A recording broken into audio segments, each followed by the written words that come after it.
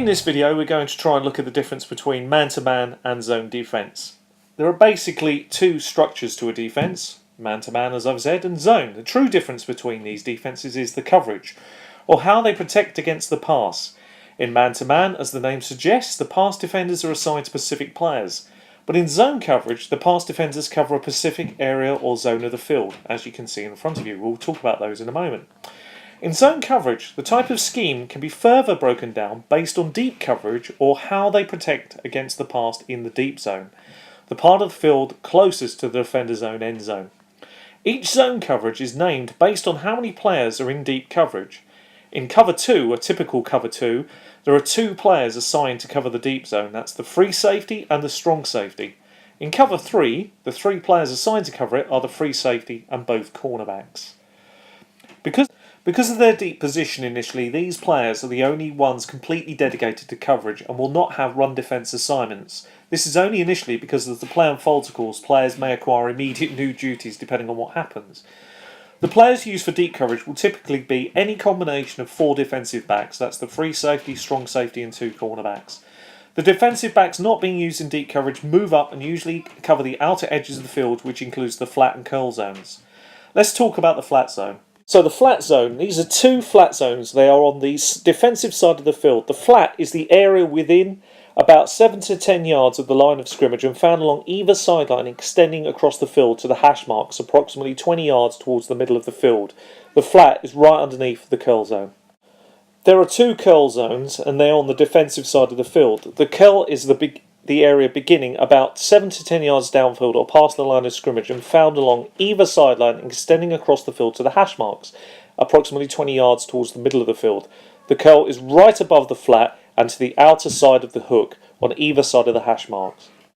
There are 2 hook zones and they are on the defensive side of the field. The hook is the area beginning about 7 to 10 yards downfield or past the line of scrimmage and found directly across from where the offensive tackles are extending on either side of the ball and extending towards the centre or middle of the field.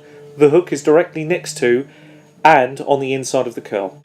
The basic premise between zone and man coverage at a very basic level when playing corner is where you have your eyes trained.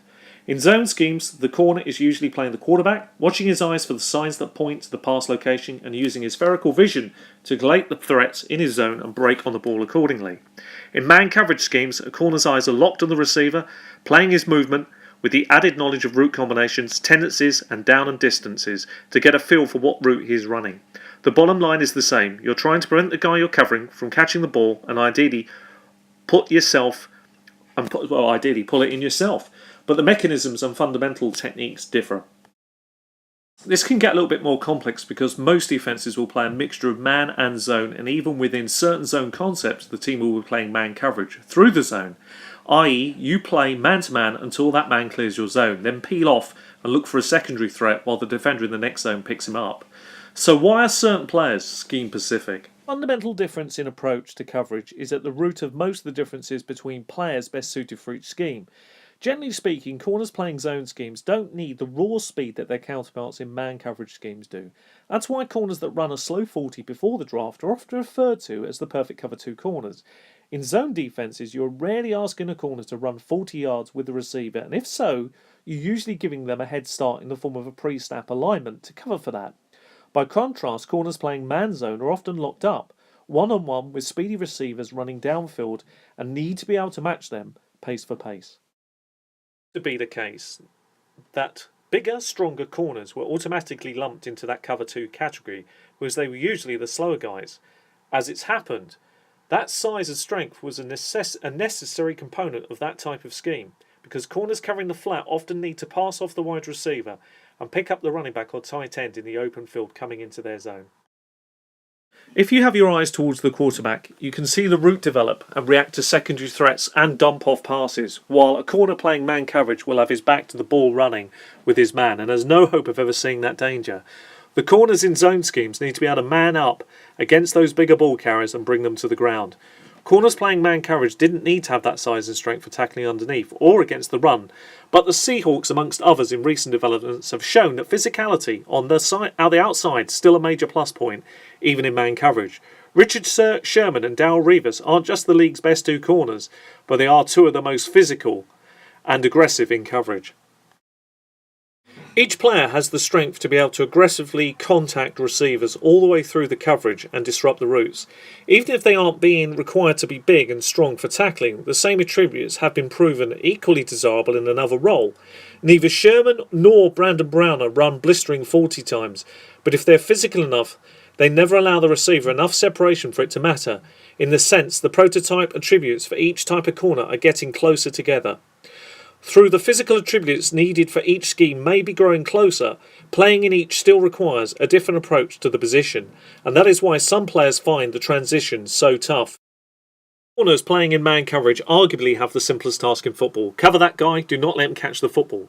Corners playing in zone schemes need to be aware of many other threats, route combinations, when to pass off the guy, when to pick up another guy, and when the players unfold in a way that skews what the coverage looks like on the chalkboard. The feel for zone coverage is why some players just can't perform in that zone scheme. When an offence has deployed a play that breaks the zones called by the defence, smart corners understand when to adjust and how much. They see that there is nothing keeping them underneath in their shallow zones, so they can afford to sink and match the vertical that would otherwise be putting the safety in catch-22 situation. Corners with no feel for zone coverage never make that connection and simply pass the guy off when they reach their regular drop depth, hanging the safety out to dry and blowing the play for the defence. As different as the two approaches to the game are, they're both firmly ingrained in most NFL playbooks, which is why players like Revis and Sherman can excel at both. The next time somebody tells you a player is suitable only for zone coverage or can only play man, take a closer look at the game and ask yourself, is that really true?